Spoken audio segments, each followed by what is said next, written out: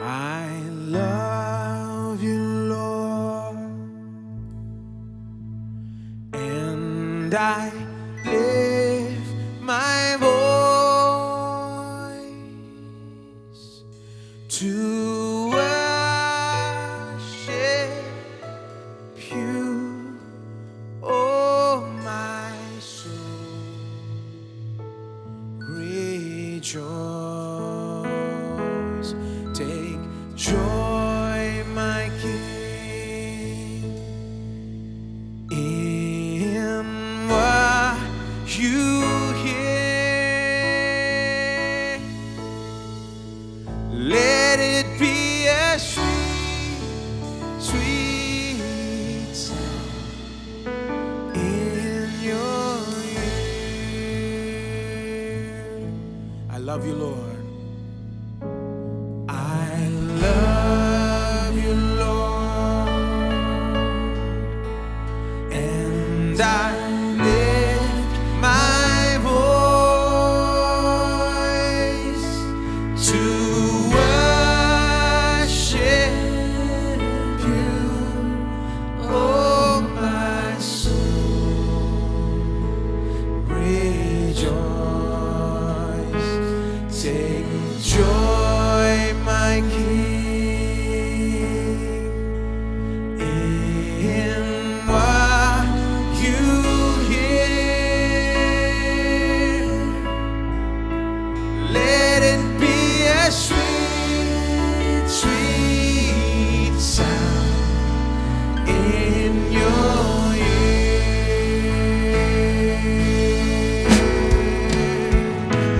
I love you, Lord,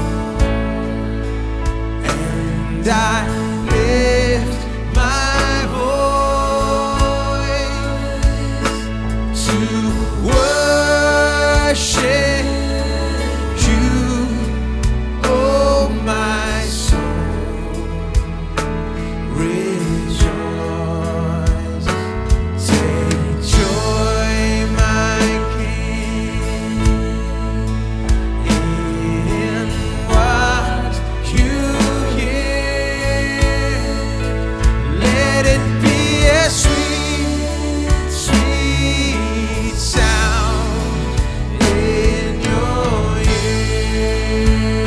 Let it be a sweet, let it be a sweet, sweet sound in your ear.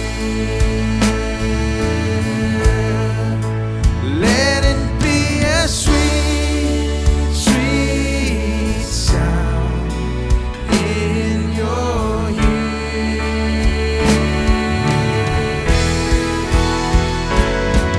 Hallelujah, hallelujah, hallelujah to the Lamb.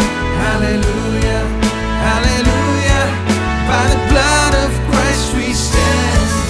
Every tongue, every tribe, every people, every land, giving glory, giving honor, giving praise unto the Lamb. Hallelujah, hallelujah, hallelujah to the Lamb. Hallelujah, hallelujah. By the blood of Christ we stand. Every tongue, every tribe, every people, every land, giving glory, giving honor, giving praise unto the Lamb of God, Jesus Christ, Lamb of God.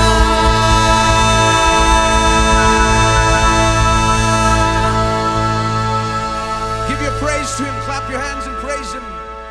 Oh, give Him all your worship right now.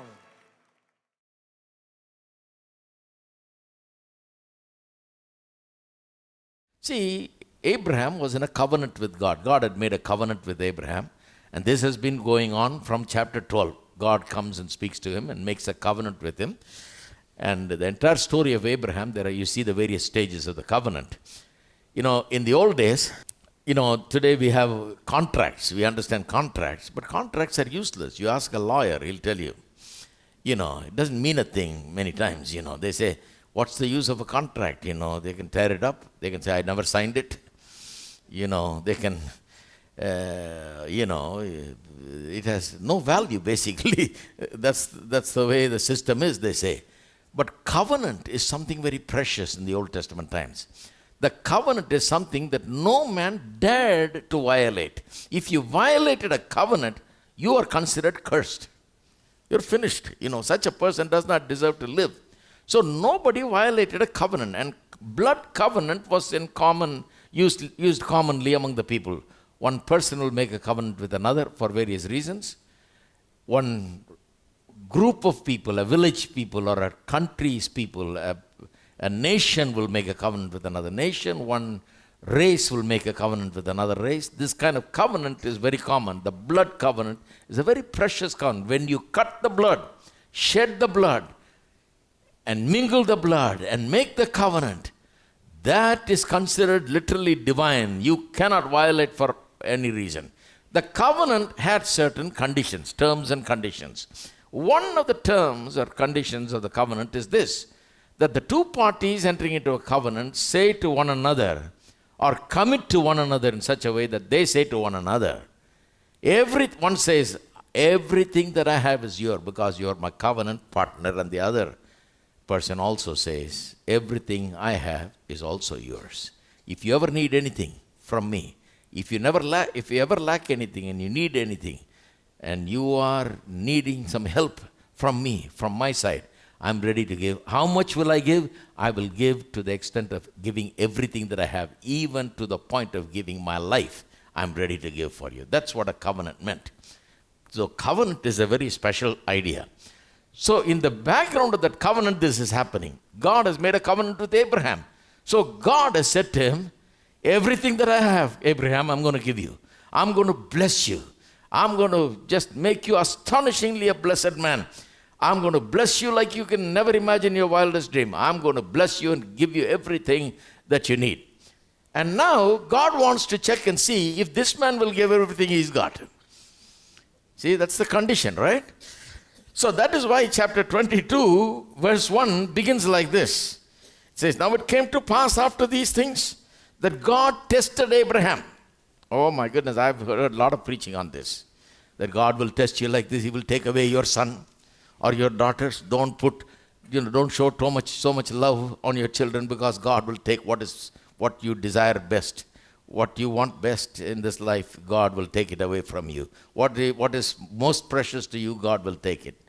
No, God is the one that gave Abraham this child, Not so that he can take away. He gave Abraham this son with a great purpose, and a great future is planned for him.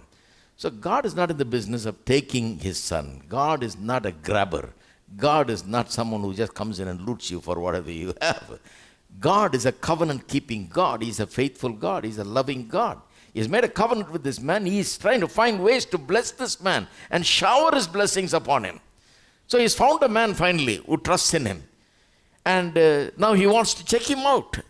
That's why verse 1 begins like that. Then the story goes that he asked him to go and offer his son as sacrifice. And lo and behold, Abraham responded totally by faith, because he completely believed in God, never questioned God. He went and offered his son Isaac. He would have killed him if God didn't stop him. And God was so pleased with it. God said, wow. I said, I'll give everything that I have to you. You're my covenant partner. And that cannot be possible. That covenant will not be valid if you are not ready to give me everything that you've got. It's a covenant relationship. How many of you know that being a Christian is a covenant relationship? Hello? Now I'm coming to the point. Being a Christian is a covenant relationship. It's not a contractual relationship. It's a divine covenant relationship where God has made a covenant with us and said everything that he has is ours. That's the covenant. And he wants to know if everything that you have is his. Hello? That's the test. Is everything that you have his? That's a true Christian. A true Christian is not someone who has a membership in the church. A true Christian is one who says, nothing is my own. I am not my own.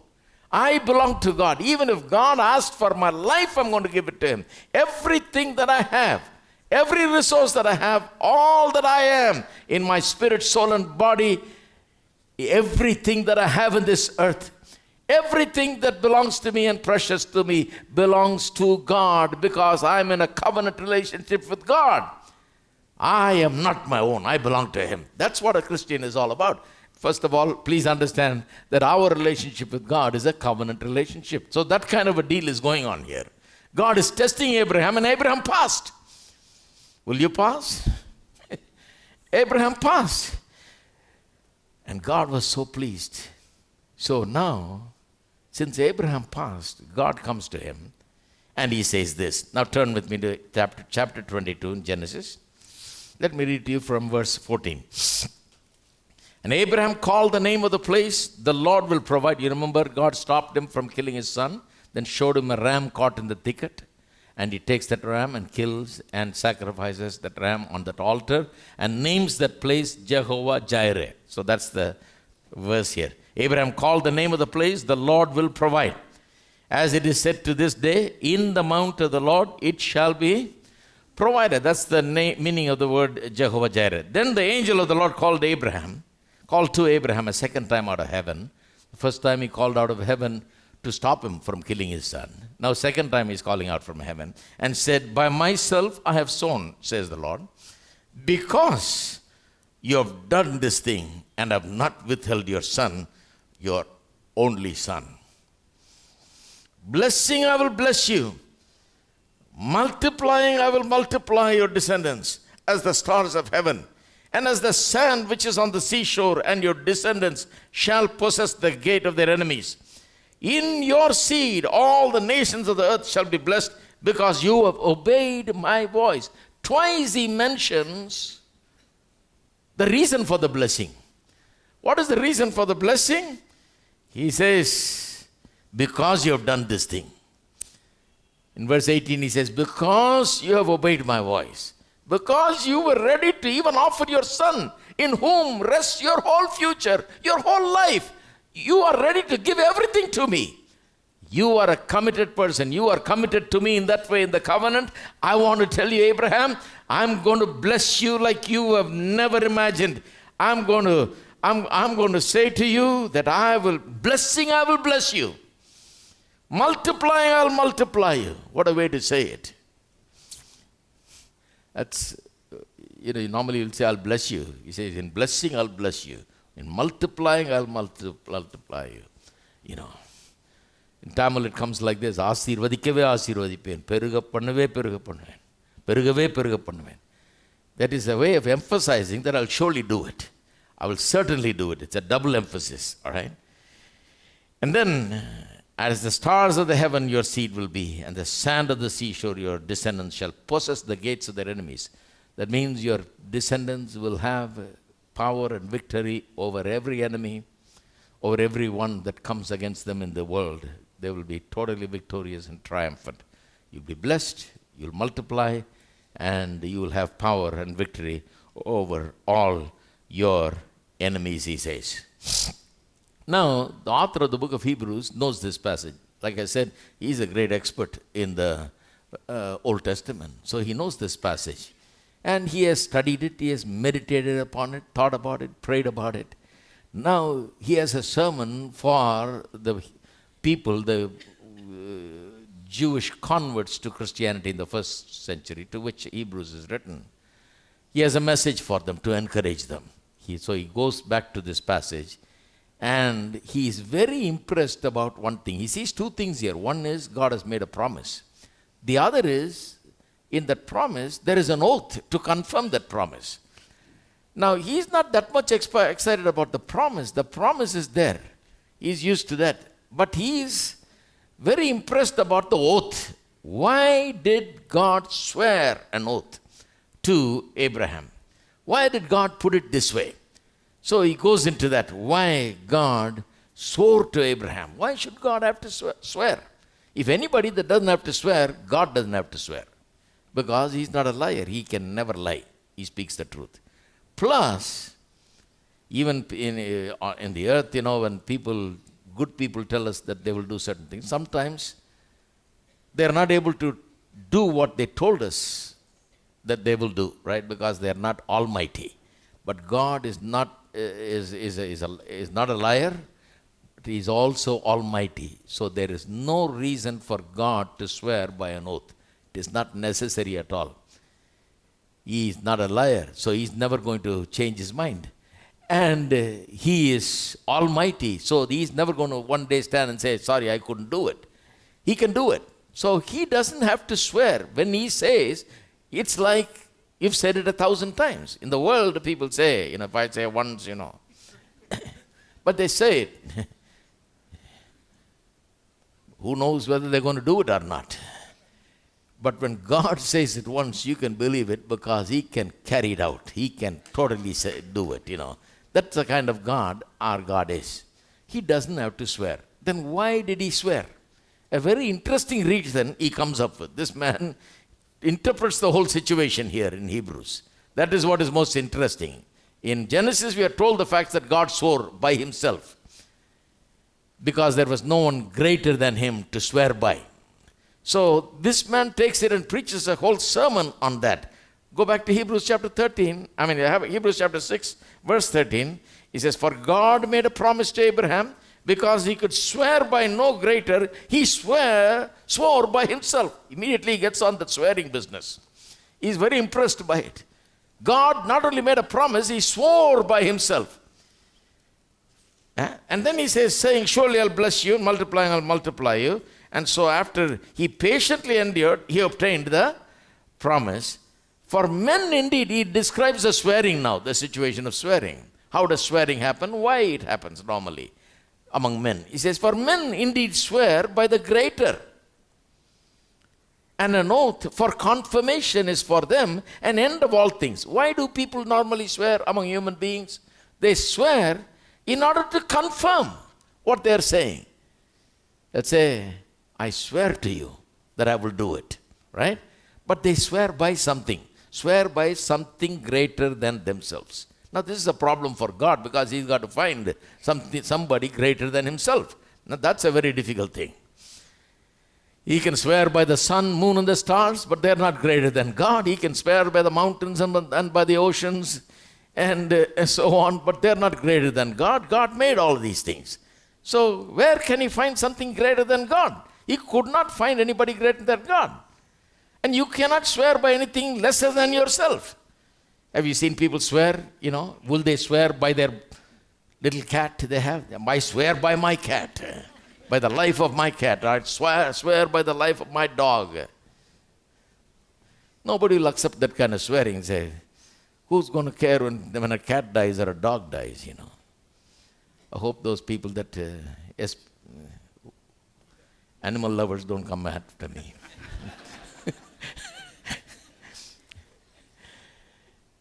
I'm just talking about some other subject here, not about animals. Got to be careful these days, I'm all for animals. God bless the animals, your cats and your dogs. But nobody's going to swear by their cats and their dogs because you're swearing by something far lesser in value than yourself. So how do people swear? They swear by their mother. Have you noticed? In Tamil Nadu at least. By my mother I swear. All over the world I've seen this. Why mother? Because you respect your mother very greatly. She's certainly, without any contest, she's greater than yourself. And you love her and you don't want anything bad to happen to her. So by swearing by your mother, you're saying, if I don't carry out what I promise you, let something bad happen to my mother. That's what you're saying. And nobody will say that. No person in his right mind will say that about his mother. You don't want to lose your mother, have your mother die or something, So nobody will say that. So they'll swear by something that is of greater value. That is how people swear by. But God had a problem. He could not find anything of greater value. So the author of Hebrews says, he swore by himself. That's why. Why did he swear by himself? He swore by himself, but why? He says, people swear. Why? Because that is an end to all dispute. when you swear, see, when you have any doubt about a person, whether he'll do what he says, then you begin to discuss that, and then finally he swears. After he swears, you don't discuss that anymore. That is the end of all disputation. That's what he's saying. Why people swear? Because that puts an end to all disputation, all doubts and questions about whether a person will carry it out or not.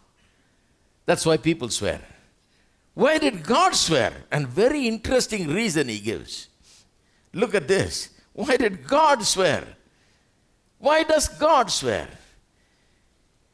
He says in verse 16 and 17, for men indeed swear by the greater, and an oath for confirmation is for them an end of all dispute. For men, it's an end of all dispute. When an oath is given, that's an end of all dispute. Thus God, next verse, determining to show more abundantly to the heirs of promise the immutability of his counsel, confirmed it by an oath. Now this is the most attractive verse as far as I'm concerned. It brings great comfort to me, brings great consolation to me. It strengthens me so much. You know why? He says, this verse says, why did God swear? He swore not to put an end to all dispute. He swore. See, Abraham had no dispute. In fact, Abraham has already proven that he completely trusts God. He had no dispute about what God has said.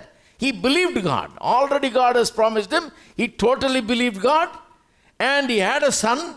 God has given him a son. He's walking by faith. He totally trusts God. By this time, he's got full assurance. He has no problem.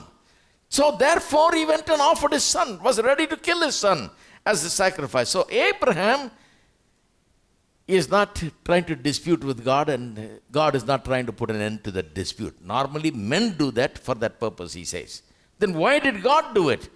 God determining to show more abundantly to the heirs of promise the immutability of his counsel, confirmed it by an oath.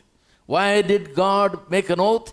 Because he wanted to show more abundantly to the heirs of promise. This is a most interesting interpretation. Why did God swear? So that he can show men and women who will tomorrow become the inheritors of the promises of Abraham and the blessing of Abraham. Hello, we come in the picture here. It is for us that God swore. God swore to Abraham not because Abraham was disputing and questioning God's claim and God's promise. He swore anyway. Why? Because he was keeping us in mind that tomorrow, when we hear about what he did to Abraham, that we will have abundant proof and abundantly shown to us through the oath that God will indeed do what he says to us. He not only did it to Abraham, that God will do it for us, whatever he says. I like this God. That's why I love preaching about this God. You must get a good picture of God, my friend, first. That is one thing that happened in my life that I appreciate. Because some people treat God like this. They think, God, go ahead and give me the commandments, I'll do it. They think like God is a cruel person sitting there, give one commandment after the other. Do this. If you don't do this, you go to hell. Come on, do this. Here's a list. So people have this attitude. Come on, bring it on, God. What's the next commandment? I'll do it. That kind of attitude. That God is only interested in throwing out his commandments and looking to see whether we did it so he can send us to heaven or hell. But I see a different God. I see a God who is concerned about me, who's thinking about me. He wants me to have abundant assurance and surety and confidence that he will do what I said. He knows that he's promising some great things and big things, but he wants me to be able to believe. He is interested that I am being helped to believe, that I must have some help from him in order to believe, that he must help me to believe. He wants me to believe. He wants me to succeed. So he wants to give abundant proof. He wants to do whatever he could from his end to make it very clear that he will do what he says he will do, because his promises are so great and so incredible. Thus God is determining to show more abundantly to the heirs of promise. Heirs of promise. Clap our hands.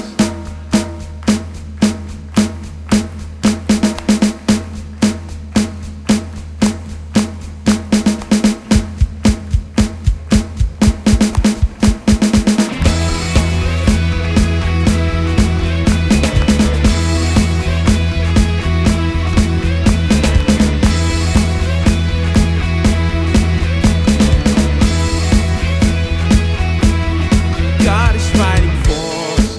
God is on our side. He has overcome us.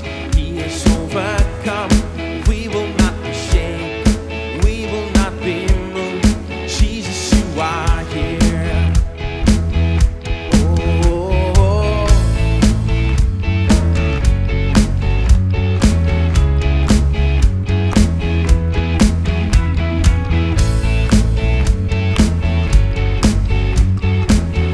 God is fighting for us.